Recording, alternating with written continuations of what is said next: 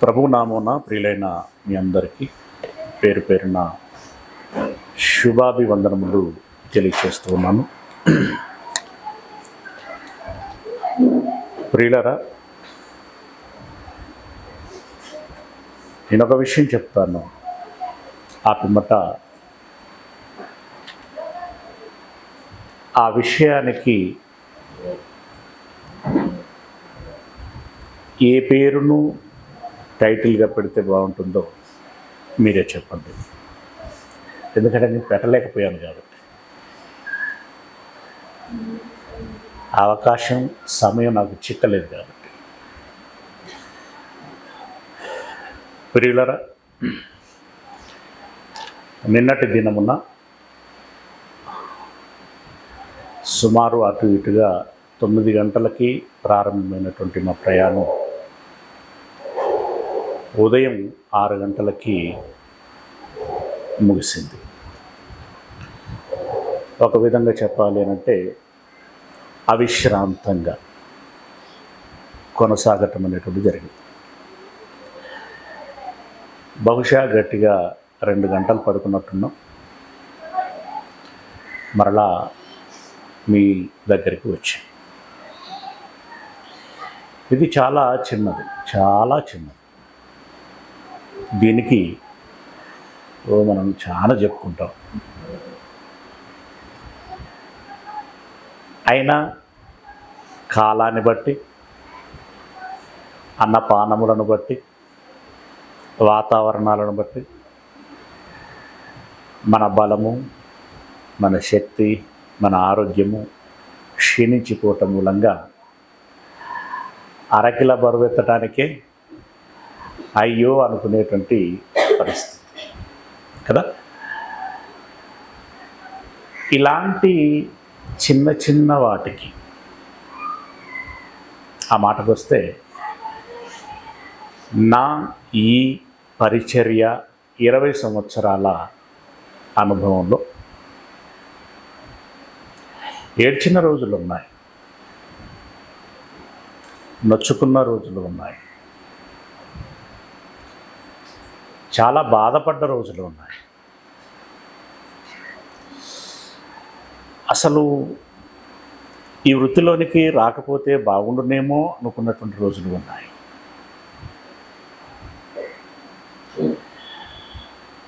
వచ్చాము, మంచి వృత్తిని చేపట్టాము అని అతిశయించి గర్వపడినటువంటి రోజులు ఉన్నాయి. అనుభవాలు అనేటువంటివి పలు విధాలుగా ఉంటాయి. ఆ సమయంలో ఏదైతే ఎదుర్కొంటున్నామో దాన్ని బట్టి.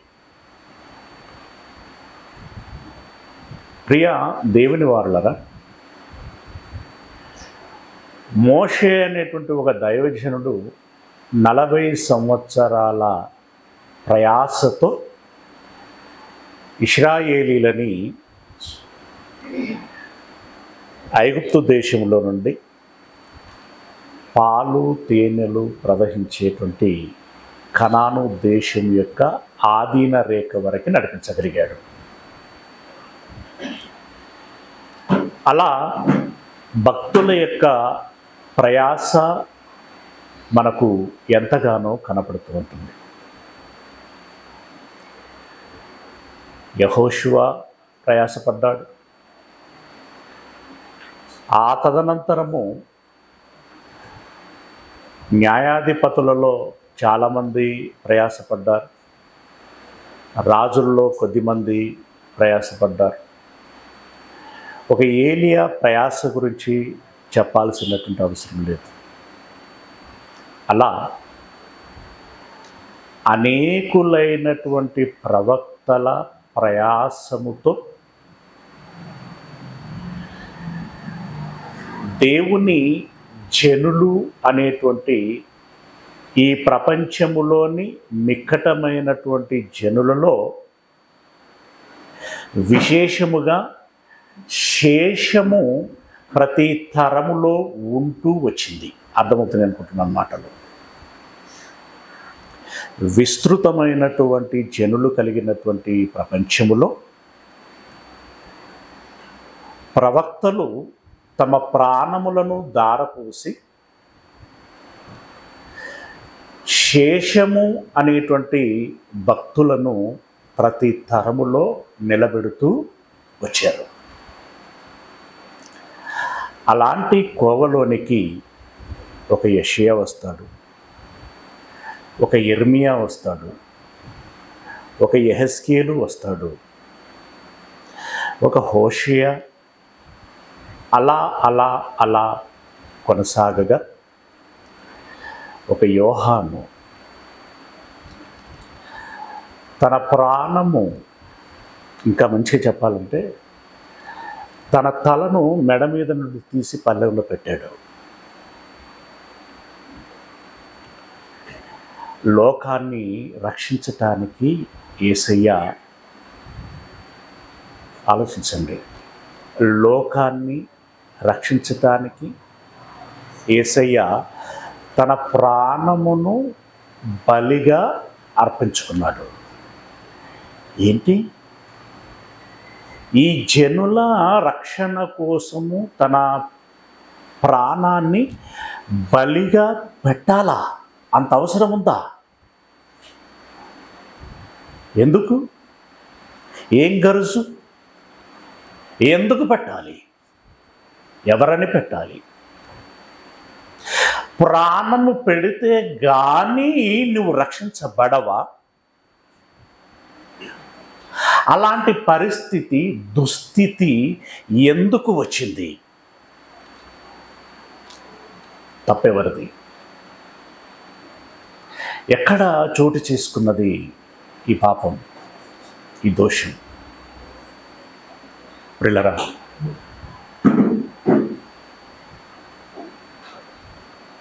మానవీయత అనేటువంటిది మనకు తెలుసు. మనం కష్టాలలో కొన్ని అనుభవాలను పొందుకుంటాం కనుక అలాంటి కష్టాలే ఎదుటివారికి వచ్చినప్పుడు అయ్యో ఆ బాధ ఎంత ఉంటుంది, ఆ నొప్పి ఎంత ఉంటుంది, ఆ కష్టం ఎంత ఉంటుంది అని చెప్పి సహజంగానే మనలో కదలిక వస్తుంది. కానీ ఒక మోషేకి నరకానుభవం ఏమున్నది? ఆయనకి పాతాళమందున్న నరకం ఉందే, నరకం యొక్క అనుభవం లేదు కదా ఆయనకి. అలా ఏలియాకైతేనేమి, యెషయాకైతేనేమి, యిర్మీయాకైతేనేమి, యెహెజ్కేలుకైతేనేమి, యోహానుకైతేనేమి, స్టెఫెనుకైతేనేమి, యాకోబులకైతేనేమి, వీళ్ళకి అలాంటి అనుభవాలు ఏమి లేవు కదా. అయినప్పుడు ఇప్పుడు నరకానికి పోతారు కదా, ఎలాగైనా ఆపాలి, ఎలాగనైనా అయినా నా ప్రాణము ఒడ్డి అడ్డం పెట్టి వారిని పాతాళమునకు జారకుండులాగున నిలవరించాలి అనేటువంటి మానవీయతో, ఆత్మీయతో, ఆ శ్రద్ధ, ఆ ఆతృత వారికి ఎందుకు కలిగింది?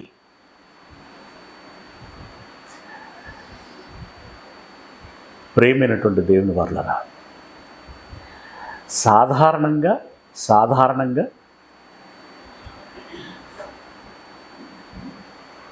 సమస్యలో ఉన్నటువంటి, నిన్నటి దినమున మేము మొన్నటి ప్రయాణంలో ఒక రోడ్ యాక్సిడెంట్ జరిగింది కదా, సేమ్ ఆల్మోస్ట్ ఆల్ అదే ప్లేస్లో నిన్నటి దినమున కూడా ఒక కారు ఒక బైక్కి హిట్ ఇచ్చినట్టుంది. మనిషి ఎగిరి డివైడర్లో పడ్డాడు. ఇక్కడ ఏదో జరిగింది, నేను డ్రైవింగ్లో ఉన్నాను, ఏదో జరిగింది, మన వాళ్ళు చూస్తున్నారు, బాడీ అక్కడ పడింది అని నేను అన్నాను. వెంటనే మన అవసరత అక్కడ ఏమైనా ఉందా? అయితే అప్పటికి కొంతమంది అక్కడ ఉన్నారు.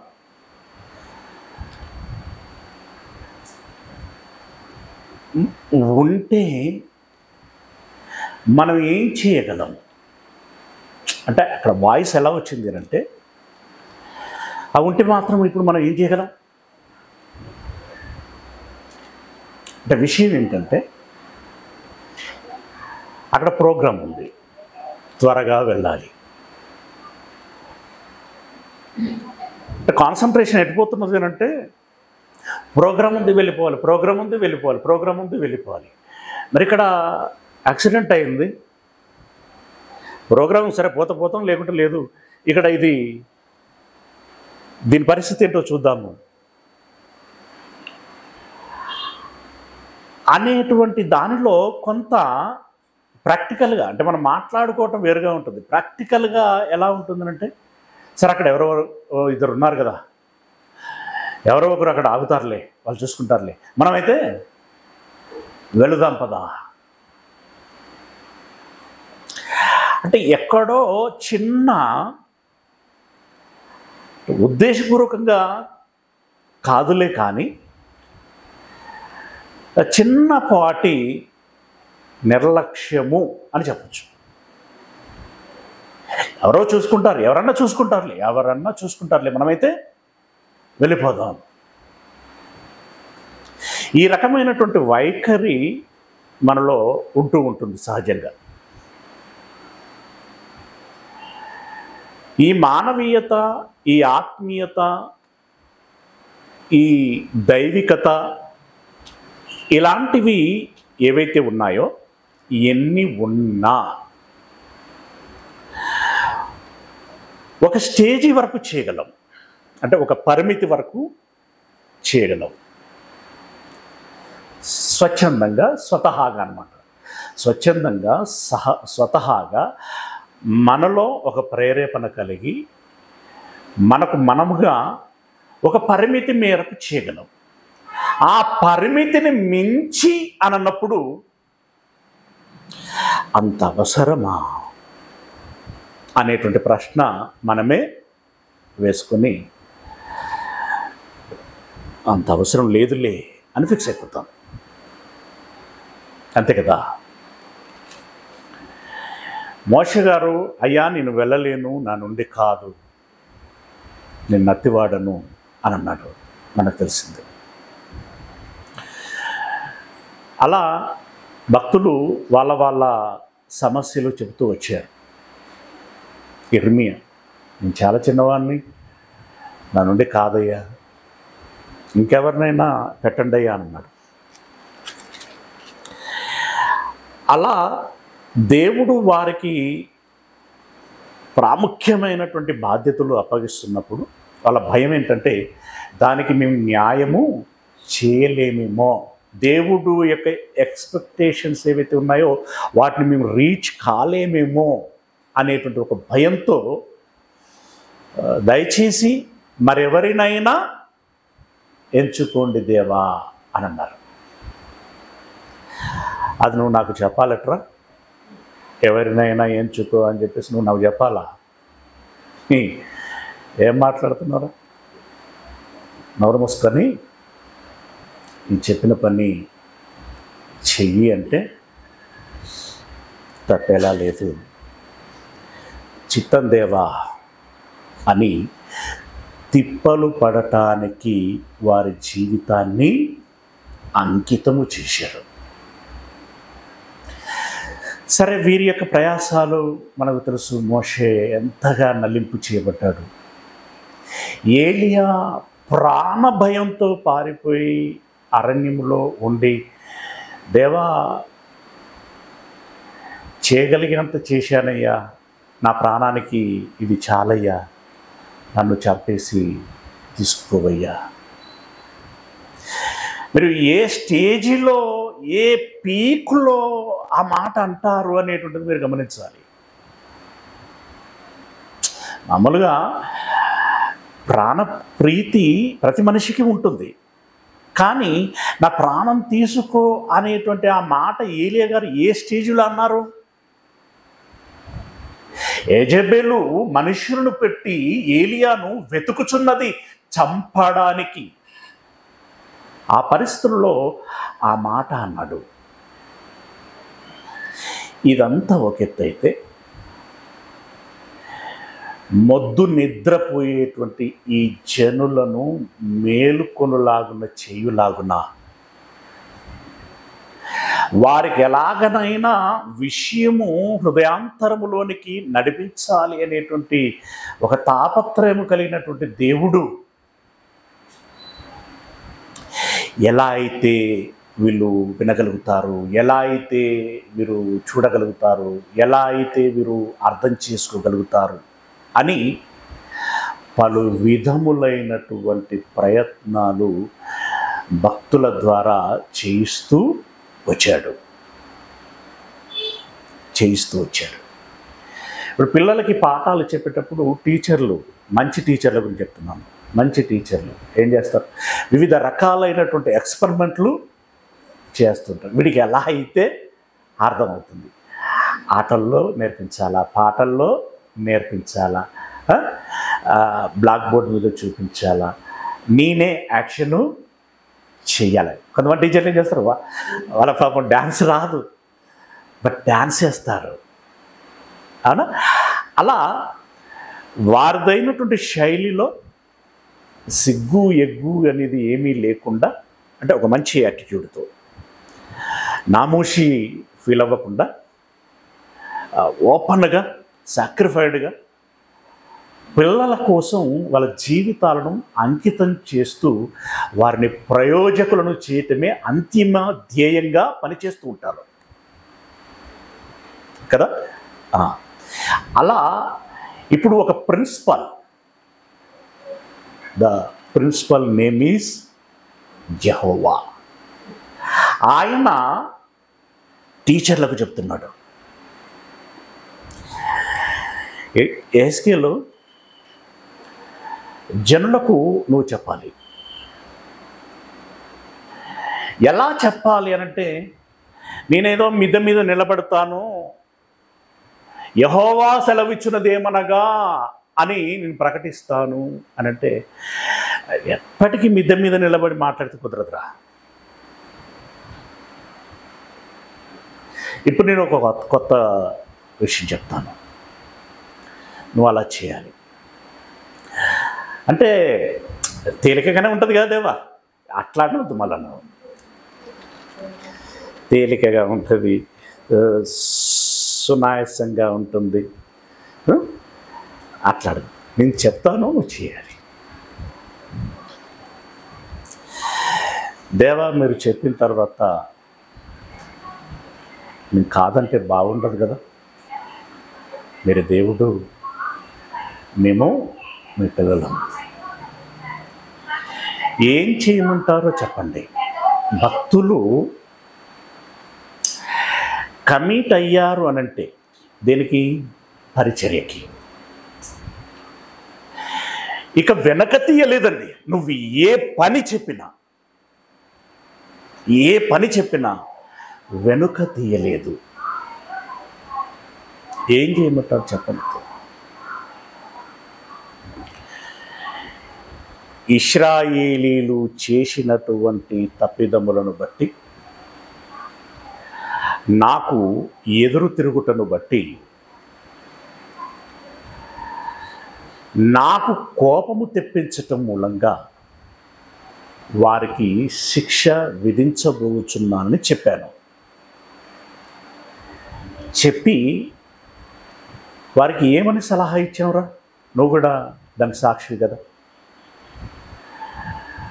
నక్కజిత్తులు వేయకండి, బబులోను రాజు నెబుకద్నెజరు మీ దగ్గరకు వచ్చినప్పుడు మీరు సరెండర్ అవ్వండి, ఆయన చెప్పినట్టుగా వినండి, బ్రతుకుతారు.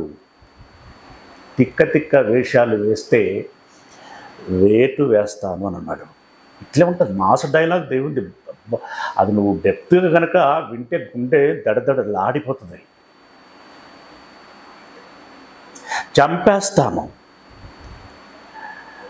ఐగుప్తు దేశం, మోయాబు దేశం, లేకుంటే సిరియా దేశం, ఆ దేశం, ఈ దేశం, ఆ రాజులను కలిసి రాయబారాలు నేర్పి మాకు సహాయం చేయరండి, బబులోను రాజును ఎదుర్కొందాం, ఖాతాలో పడొద్దు, చంపేస్తాను. నీవు వారికి నేను విధించబోయేటువంటి శిక్ష ఎలా ఉంటుంది ఎందుకు ఉంటుంది, ఎలా ఉంటుంది అనేటువంటిది ఒకటైతే, అది ఎందుకు ఉంటున్నది అనేటువంటి విషయం అర్థమగులాగున నువ్వు వారికి చెప్పాలి. ఎలా చెప్పమంటారు దేవా? ఏం లేదు, బండెట్ల కాడేవి తెలుసు కదరా నీకు? తెలుసయ్యా. అదొకటి తీసుకో, నీ మెడ మీద పెట్టుకో. బండెడ్ల కాదు, సుమారు ఎంత బరువు ఉండొచ్చు అండి? సగటున అంటే ఒక్కొక్క ప్రాంతంలో ఒక్కొక్క స్టైల్లో ఉంటుంది, అది డిజైన్లో ఉంటుంది. సగటున ఎంత ఉండొచ్చు అన్న? ఎక్కువ ఉంటుండొచ్చు అన్న.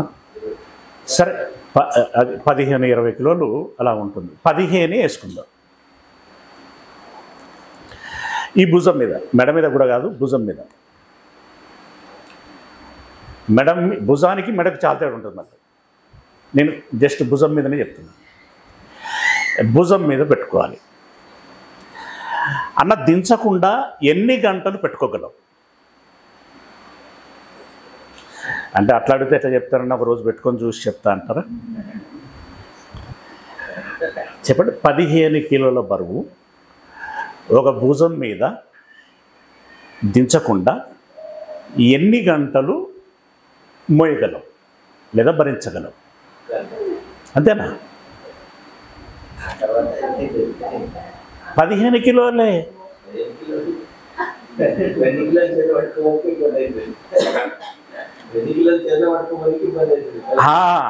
కదా.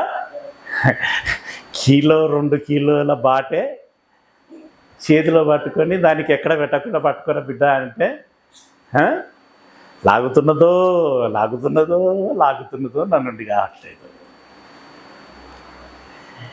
ఇప్పుడు దేవుడు ఏం చెప్పాడంటే, కాడిని తీసుకొని నీ మెడ మీద పెట్టుకో. ఎప్పుడు దేవా? ఎంతసేపు దేవా? ఎంతసేపు పెట్టుకోవాలి దేవా? చెప్తాను, రాసుకో అన్నాడు. మేబీ అలాంటి కాడి మనకు కూడా ఇస్తాడు. మీరు మానసికంగా సిద్ధపడాలని ఈ మాటలు చెప్తున్నాను. ఎస్, యెహెజ్కేలు గ్రంథం 4వ అధ్యాయము 4వ వచనం. నీ ఎడమ పక్కను పడుకొని ఉండి ఇశ్రాయేలు వారి దోషమును దాని మీద మోపవలెను. అంటే ఏంటి? ఇశ్రాయేలు ఏం తప్పు చేసిందో మొదటి నుండి ఐగుప్తు దేశములో ఉండగానే ఎదురు తిరిగినటువంటి ఆ జనుల యొక్క జాడ్యము, అది మొదలుకొని ఎప్పటిదాకా అనంటే, యూదులకి చివరి రాజు అయినటువంటి సిద్కియా వరకి వారు ఎన్నిసార్లు ఎన్ని విధాలుగా నా మాట వినకుండా పెడచెవిన పెట్టి ధిక్కరించి వాళ్ళు తప్పులు చేస్తూ పాపము చేస్తూ నన్ను ఆవేదనకి బాధకి గురి చేస్తూ వచ్చారో అవన్నీ చెప్పు. సబ్జెక్ట్ చిన్నగా ఉండద్దు. ఎంటైర్ వాళ్ళ యొక్క హిస్టరీ తాత ముత్తాతల నుండి తెలవాలి వాళ్ళకి. వాళ్ళ జీవితం ఎలాగుందో, ఇప్పుడు నీ జీవితం ఎలాగుందో అదంతా వాళ్ళకు కళ్ళకు కట్టినట్టుగా చెప్పాలి. అంటే వండర్ అండి. అంటే వండర్ అని ఎందుకంటున్నానంటే, ఆ దేవుడు ఒకటి ప్రపోజ్ చేసి ముందు పెట్టి ఆ ప్రోగ్రాము జరిగిస్తూ ముగించేటువంటి విధానము అనేటువంటిది చాలా అద్భుతంగా ఉంటుందండి. ఎగ్జైట్మెంట్కి గురైపోతూ ఉంటాం. ఏంటి దేవా ఇది అనిపిస్తూ ఉంటుంది. అంతా చెప్పాలి అంటే, ఇప్పుడు ఇంచుమించు ఈ మాట చెప్పేటప్పటికీ వాళ్ళ చరిత్ర ఎంత? ఐగుప్తు దేశం నుండి ఆరంభమైనటువంటి వాళ్ళు 430 సంవత్సరాలు ఐగుప్తులోనే ఉన్నారు వాళ్ళు. 40 సంవత్సరాలు ప్రయాణం చేశారు.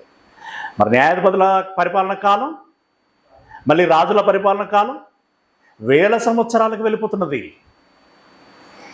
ఈ 1000 సంవత్సరాలలో ఏ రోజు ఏ పూట ఏమేమి జరుగుతూ వచ్చాయో అవన్నీ చెప్పాలి.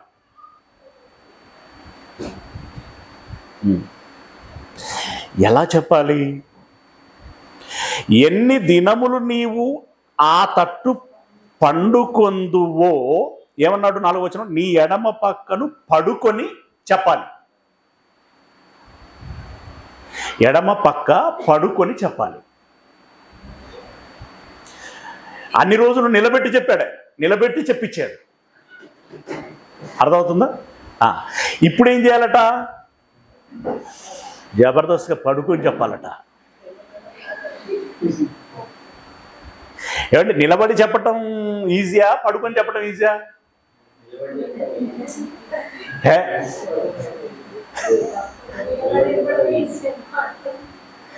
దేవుడు చూడండి, చిత్ర విచిత్ర వింత వింత విధానాలు, బట్ అందులో ఒక ఉద్దేశం ఉంటుంది. ఎడమ పక్కకి పడుకో అంటే వన్ సైడ్ పడుకొని నువ్వు ఇదంతా చెప్పాలి వాళ్ళకి. చెప్తూ ఏమంటున్నాడు? ఎన్ని దినములు నీవు ఆ తట్టు పండుకొందువో అన్ని దినములు నీవు వారి దోషమును భరింతువు అని అన్నాడు. పడుకుని చెప్పాలి. మీరు చెప్పండి. ఇప్పుడు ఈ చేతి మీద పడుకున్నాడు అని అంటే, ఎడమ పక్క అంటే ఈ చేతి మీద పడుకున్నాడు అని అంటే, అటు నుండి ఇంచు ఇటు కానీ అటు కానీ కదలకుండా పడుకోవాలి. ఎంతసేపు పడుకోగలం? మెలకువలో ఉండి, మళ్ళీ నిద్రపోతే అది వేరు కదా. మెలకువలో ఉండి ఎంతసేపు పడుకోగలం?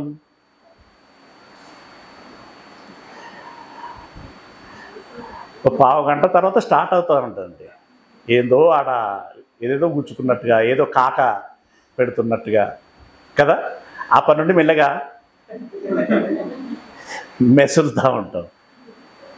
కానీ అలా కదలకుండా ఎన్ని రోజులు చెప్పాలో యెహెజ్కేలుకి చెప్పాడు. చూడండి, పరీక్ష అంటే ఇట్లుంటుంది. ఏమన్నాడు చూడండి, ఇశ్రాయేలు వారి దోషమును నీవు భరించున్నట్లుగా వారు దోషము చేసిన సంవత్సరముల లెక్క చొప్పున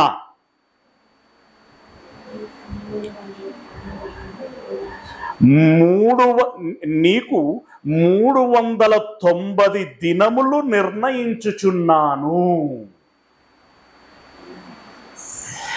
ఇది ఐగుప్తులో ఉన్నటువంటి కాలం నుండి లెక్కలేలే.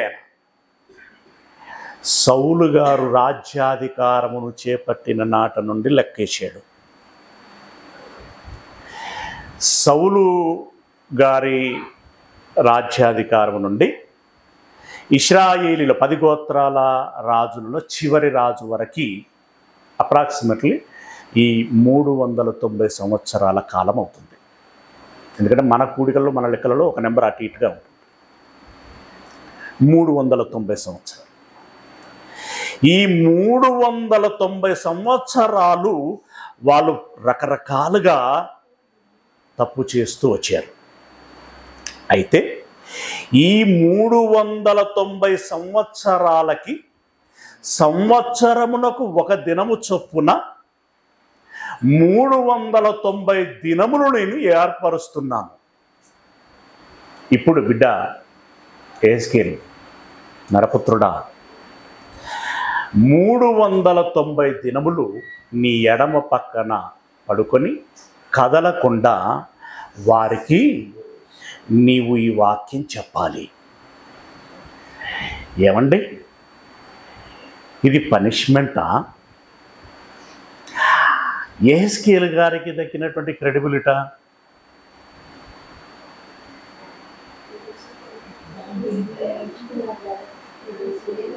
ఏమని చెప్పుదాము?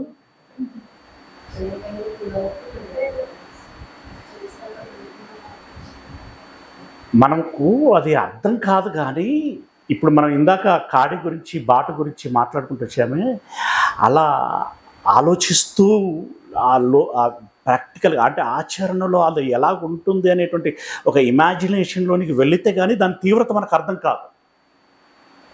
ఇక్కడ ఆఫ్టర్ ఆల్ పడుకొనే, కానీ ఎన్ని దినములు పడుకోవాలి? 300 దినములు పడుకొని 390 దినములు పడుకొని ప్రకటిస్తూ ఉండాలి.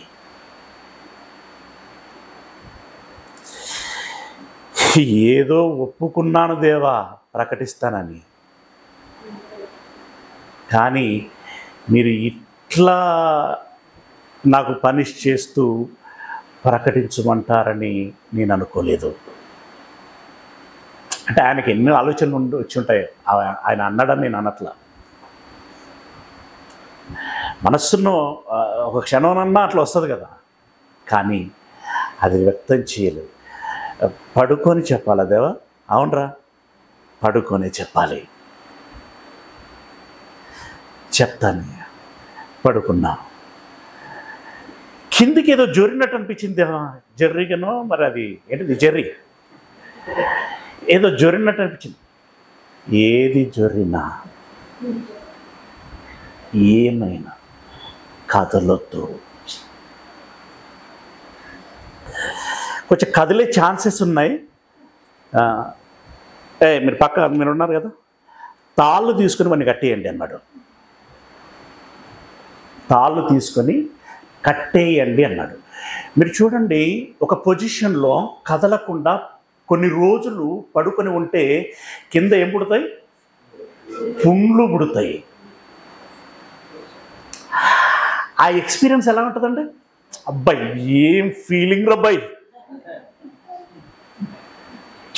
అద్భుతం అని చెప్పగలమా? బాబోయ్, ఎవ్వడికి ఇలాంటి పరిస్థితి రాకూడదు అని అనుకుంటా ఉంటాం. కానీ యెహెజ్కేలు గారు దాన్ని తీసుకున్నారు, దాన్ని చేశారు. బట్ పెయిన్ ఈజ్ పెయిన్, అది ఉంటూనే ఉంటుంది. పంటి బిగు అన్న దాన్ని భరిస్తూ ముగించాడు ప్రాజెక్ట్. దేవుడు తనకిచ్చినటువంటి టాస్క్ ఏదైతే ఉందో అది విజయవంతంగా చేయగలిగాడు.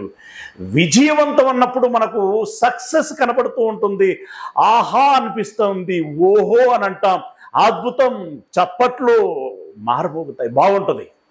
కానీ దాని వెనకాల ప్రయాస మామూలుగా ఉండదు. ఏమన్నాడు చూడండి, కిందికి వెళితే ఇంకా 390 దినములు నిర్ణయించి ఉన్నాను. ఆ దినములు గడిచిన తర్వాత, ఆ దినములు 390 దినములు గడిచిన తర్వాత ఇంకా గ్రేస్ పీరియడ్ ఒకటి ఇస్తాను అడిషనల్గా.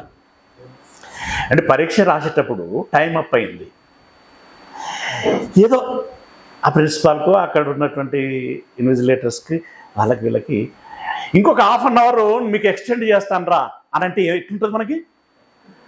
ఇంకా అంతకంటే ప్రమాదం ఏముంటుంది అనిపిస్తూ ఉంటుంది. ఇప్పుడు యెహెజ్కేలు గారికి అడిషనల్గా ఇంకొక గ్రేస్ పీరియడ్ ఇస్తాను అని అన్నాడు. ఏంటి ఆ గ్రేస్ పీరియడ్ అంటే, ఇశ్రాయేలీలు అష్షూరియన్ల చేత పట్టబడిన తర్వాత అడిషనల్గా 40 సంవత్సరాలు వారు సొంతంగా రాజ్యం చేసుకున్నారంటే ఇంకా కొనసాగుతున్నది అది యూదా రాజ్యం.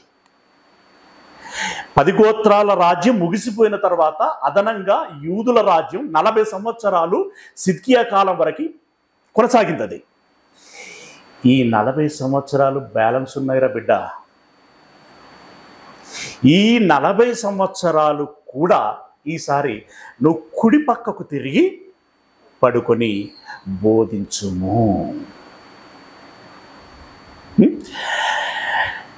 ఈ మాటలు చదువుతుంటే వింటుంటే దేవుడు దైవజనులని ఇంత కష్టపెట్టడం అవసరమా?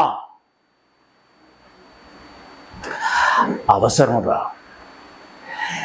నువ్వు ప్రకటించు అనంటే ప్రకటించు అని నేను అన్నాను, కానీ ప్రకటిస్తారని నువ్వు కూడా ఒప్పుకుంటున్నావు, కానీ నీ ప్రకటన నిన్న మొన్నటి ప్రకటన వల్ల ఉండదు. అది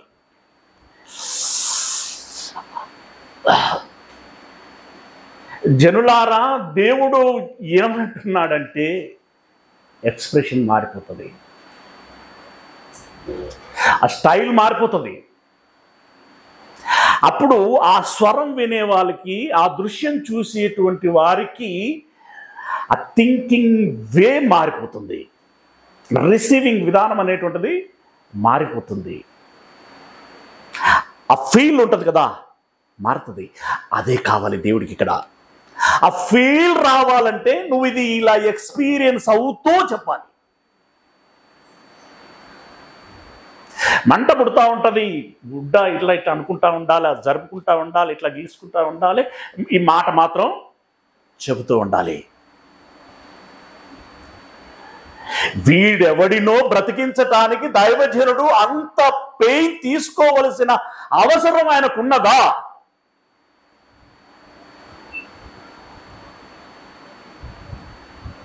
ఇది ఇక్కడ మనం పాయింట్అవుట్ చేసుకోవాల్సినటువంటి విషయం. దేవుడు చెప్పాడు కనుక మన ప్రయోజనార్థమై ఆ రోజు ఆ భక్తులు దాన్ని తీసుకున్నారు, అనుభవించారు. 6వ వచనం చదువుతున్నాం. ఆ దినములు గడిచిన తర్వాత కుడి ప్రక్కను పండుకొని ఉండి 40 దినములు యూదావారి దోషమును భరింపవలెను. 40 దినాలు భరించాలి. ఆ 40 కూడా ఏ లెక్క, ఏ ప్రాతిపదికన అనంటే సంవత్సరమునకు ఒకటింటికి 1 దినము చొప్పున నేను నిర్ణయించి ఉన్నాను. అంటే అడిషనల్ 40 years అని చెప్పాను కదా, వాటికి లెక్క చొప్పున 40 దినములు నువ్వు కుడి పక్కన పడుకొని ప్రకటించాలి. ఈలాగు నీ ఉండగా యెరూషలేము ముట్టడి వేయబడినట్లు తేరి చూచుచు చొక్కాయిని తీసివేసిన బాహువు చాపి దాన్ని గూర్చి ప్రకటింపవలెను. అంగి వీసట ఎలా పడుకోవాలి?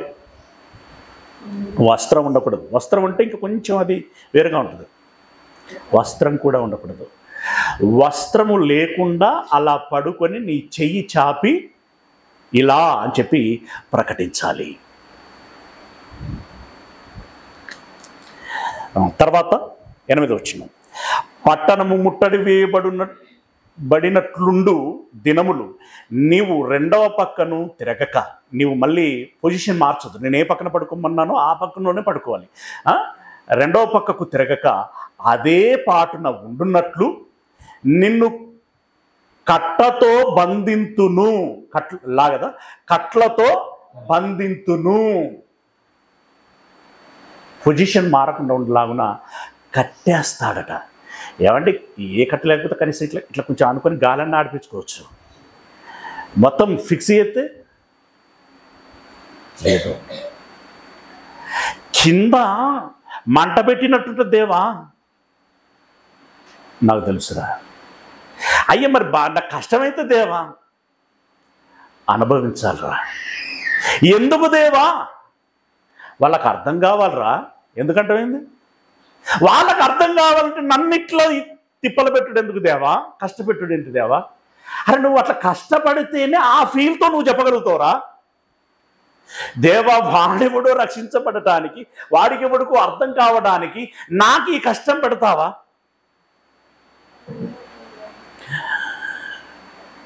నువ్వేం తింటున్నావురా? ఎట్లా తింటున్నావురా? ఎక్కడి నుండి వచ్చిందిరా? ఎవరు ఇచ్చిండ్రా? మరి ఇవన్నీ నేను చేయడం అవసరం నీకు? ఇంకేమైనా మాట్లాడుతాడా ఏసుకెళ్ళి? దేవా మీ పాఠానికి దండం, నేను ప్రకటిస్తాను అని ప్రకటిస్తూ వచ్చాడండి. కొంచెం ఫాస్ట్ చదువుతున్నాను. 9వ వచనం, మరియు నీవు గోధుమలను, యవలును, కాయ ధాన్యములను, చోళ్ళును, సజ్జలను, తెల్ల జీలకర్రను తెచ్చుకొని ఒక పాత్రలో ఉంచి నీవు ఆ ప్రక్క మీద పండుకొను దినముల లెక్క చొప్పున రొట్టెలు కాల్చుకొనవలెను. నువ్వు పడుకొని సువార్త ప్రకటిస్తూ ఉండు దేవా, ఈ లోపు నీకు డిష్ తయారవుతుంది. అంటే భోజనం ప్రిపేర్ అవుతుంది, పార్సిల్ వస్తుంది, వచ్చినప్పుడు నీకు స్పూన్ ఇవ్వబడుతుంది, చక్కగా భోంచేయి అని చెప్పలా. పెయిన్ అంటే చెప్తున్నాను. ఇప్పుడు మామూలుగా వండుకోవాలంటే ఇప్పుడు మళ్ళా వంట చేయాలా? చర్చ అయిపోయిన తర్వాత చాలా రోజులు అవుతుంది, మటన్ తెచ్చుకొని వండుదాం, చికెన్ తెచ్చుకొని వండుదాం, లేదా చేపలు తెచ్చుకున్నాం, ఇప్పుడు మళ్ళీ ఎప్పుడైనా చూద్దాం అనేటువంటి వాయిస్ వస్తూ ఉంటుంది, అవునా? కానీ ఇప్పుడు నేను చేసేమంటుందంటే నీ ఫుడ్ నీవే ప్రిపేర్ చేసుకోవాలి, నీ వంట నీవే వండుకోవాలి. అంటే పండుకొని చెప్పడమే కష్టం, మళ్ళీ వండుకొని తింటూ పండుకొని చెప్పడం అంటే కట్టేసి ఉన్న మనిషి వంట వండుకోవాలి. ఎట్లా? ఇక ఎట్లా అంటే అది మనకు బాగా అర్థం కావాలంటే ఇప్పుడు నేను చెప్పిన అర్థం కాదు, మనం ఒకసారి అది ప్రయత్నించి చూడాలి.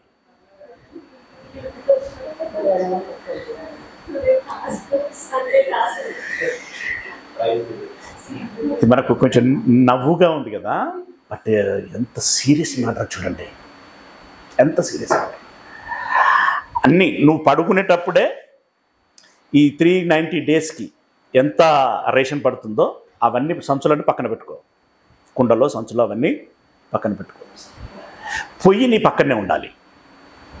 ఈ కాక కాదు, ఈ కాక చాలదని ఈ కాక కూడా పక్కన పెట్టుకోవాలి. ఎందుకంటే మరి అంత దూరం పెట్టుకుంటే చెయ్యందది కదా, పెట్టుకోవాలి, వండుకోవాలి.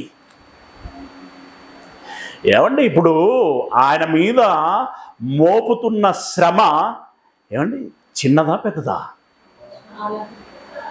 చాలా పెద్దది, చాలా పెద్దది. అంటే ఒక భక్తుణ్ణి బ్రతికించటానికి మామూలుగా మనము మాట్లాడుకుంటూ ఉంటాం, ఈ జనులు చేసినటువంటి పాపముల నుండి వారు బయటపడి పరిశుద్ధులై నరకము నుండి తప్పించబడి రక్షింపబడు లాగున మనలను బ్రతికించుటకై యేసయ్య సిలువలో తన ప్రాణాన్ని పెట్టాడు అని మనం ప్రసంగాలు చేసుకుంటూ ఉంటాం, సువార్త ప్రకటించుకుంటూ ఉంటాం. సోకే, మరి ఇదేమైనా చిన్నదా? ఎహెజ్కేల్ గారి పెయిన్ ఏమైనా చిన్నదా? అది ఒక్క రోజున ఒడిచేటువంటి కథనా?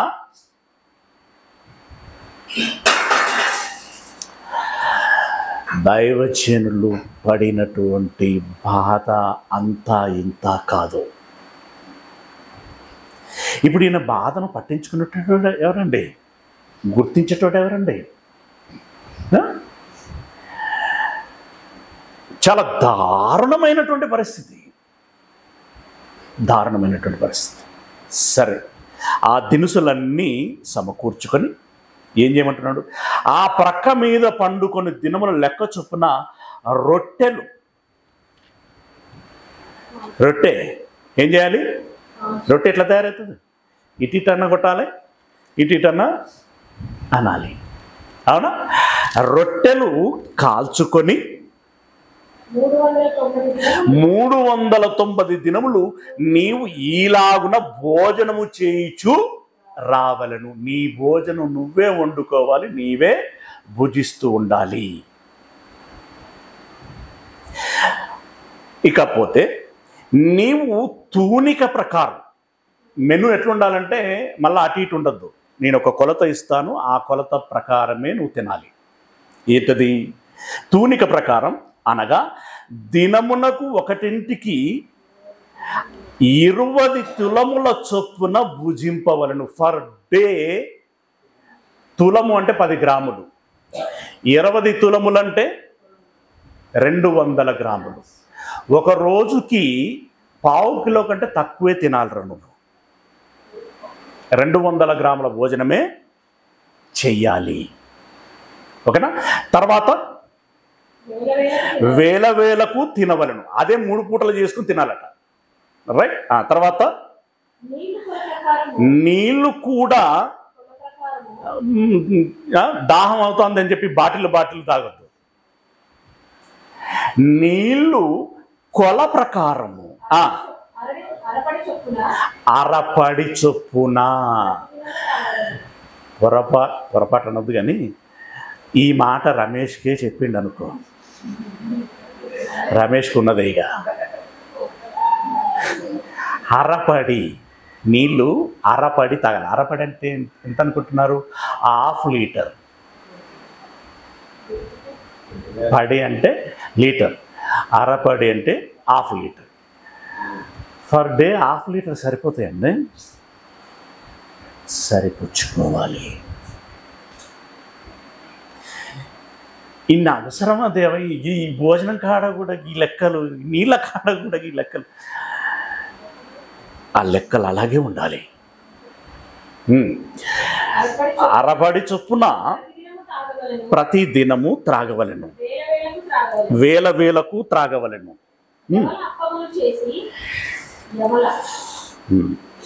ఓకే, ఈ మెను ఇవి తీసుకోవాలి.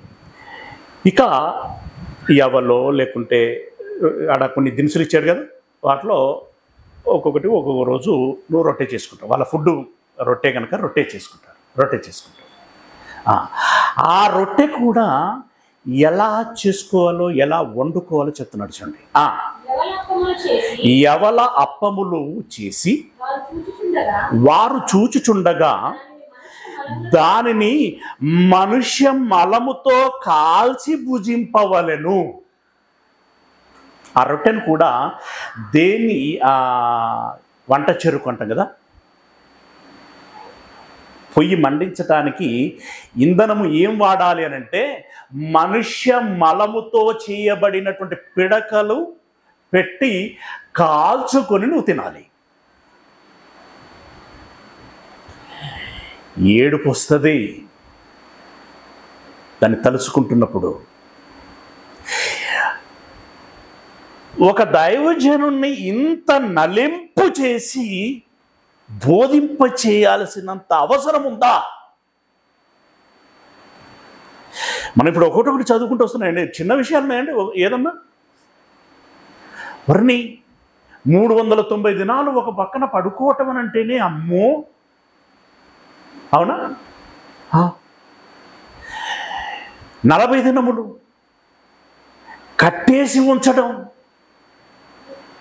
తన రొట్టె తానే చేసుకోవటం,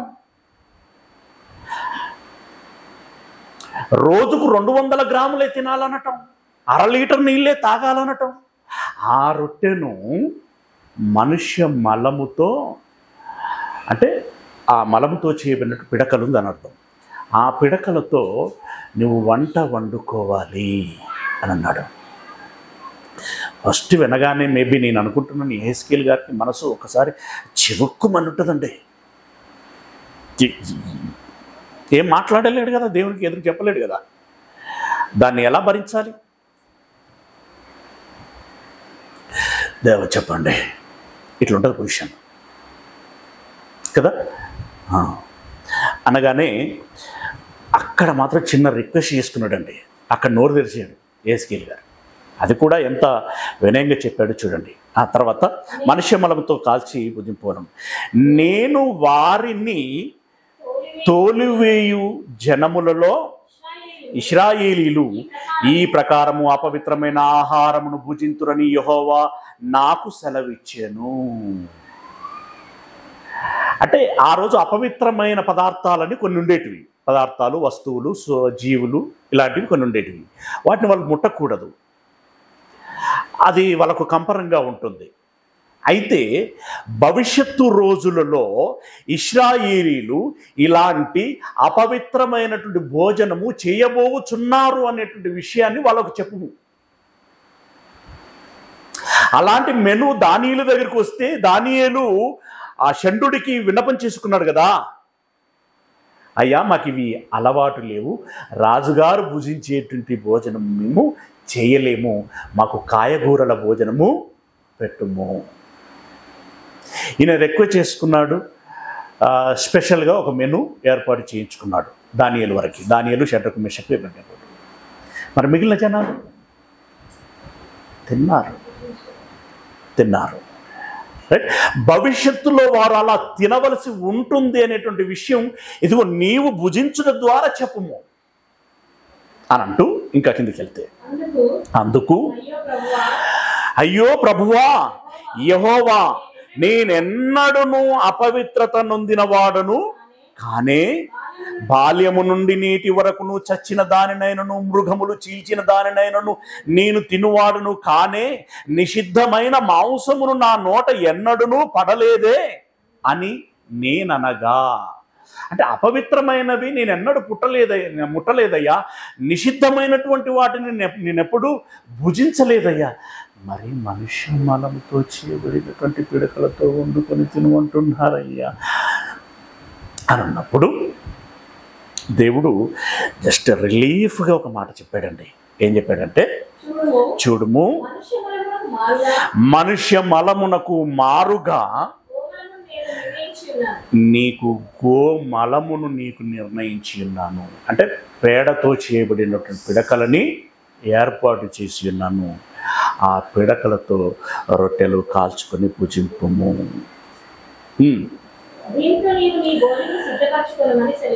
దీనితో నీ భోజనమును సిద్ధపరచుకొనమని సెలవిచ్చి, నరపుత్రుడా, ఇదిగో యెరూషలేములో రొట్టెయును ఆధారమును నేను లేకుండా చేసినందున, ఈ రొట్టె కూడా ఇంకొక ఆధారం కూడా లేకుండా చేసినందున వారు తూనిక ప్రకారం, నీకెందుకు కొలత పెట్టాను అనుకుంటున్నాను? ఎందుకు కొలత పెట్టాను అని అనుకుంటున్నావు? తూనిక ప్రకారం బహు చింతతో రొట్టె భుజింతురు, నీళ్లు కొలచొప్పున త్రాగుచు. పర్ డే 3 గ్లాసెస్ మీకు ఇవ్వబడతాయి ఇప్పటి నుండి వాటర్. ఒక గ్లాస్ తాగాలి, ఒక గ్లాస్ స్నానం చేసుకోవాలి, ఇంకో గ్లాస్ బట్టలు ఉతుకోవాలి.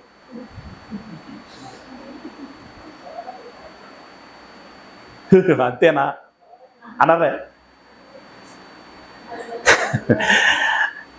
అట్లా ఉంది.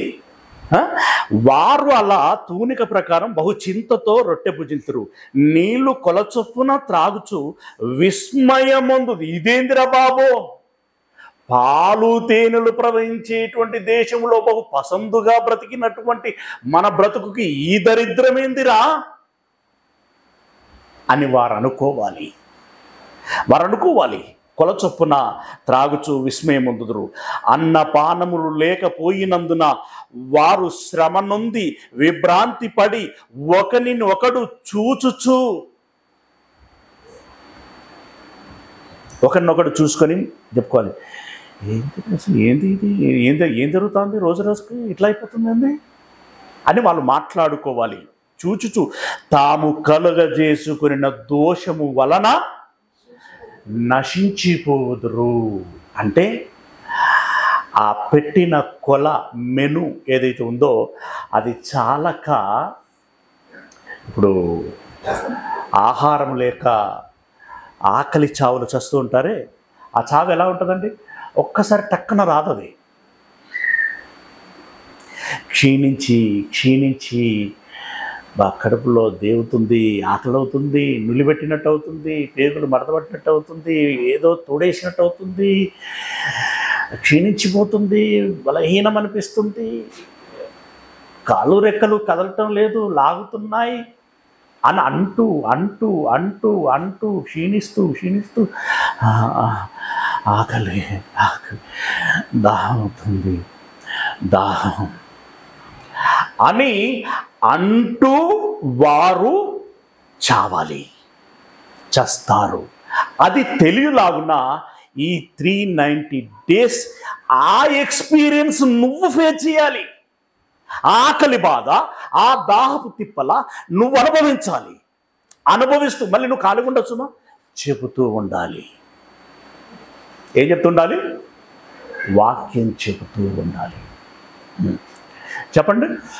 ఫస్ట్, కదలకుండా ఒక పక్కన పడుకొని ఉండాలి. రెండవది, కట్టేస్తాడు, మూడవది నీ వంట నువ్వే వండుకోవాలి. నాలుగవది ఇంతే 200 గ్రాములు పర్ డే, 1/2 లీటరు నీళ్ళు. అవునా? వీటిని నీవు అనుభవిస్తూ వాక్యమును చెప్పాలి.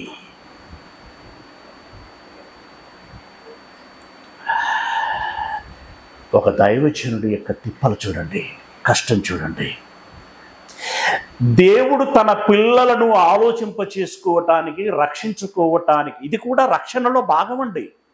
దేవుడు తన పిల్లలని రక్షించటానికి, అంటే మనం గడిచిన పాఠంలో చెప్పుకున్నాం కదా, ఏర్పరచబడిన వారు అని ఉన్నారు కదా, ఆ వాళ్ళను రక్షించుకోవటానికి దేవుడు దైవజనులకు పెడుతున్నటువంటి కష్టం లేదా ఇస్తున్న శ్రమ అంత ఉంటుంది. అయితే మనం కాడి గురించి మాట్లాడుకున్నాం కదా, అది అలాగే ఉంది. మోస్తూ ఉండండి, వచ్చే వారం దాన్ని దించుకునే ప్రయత్నం చేద్దాం. ఓకేనా? God bless you.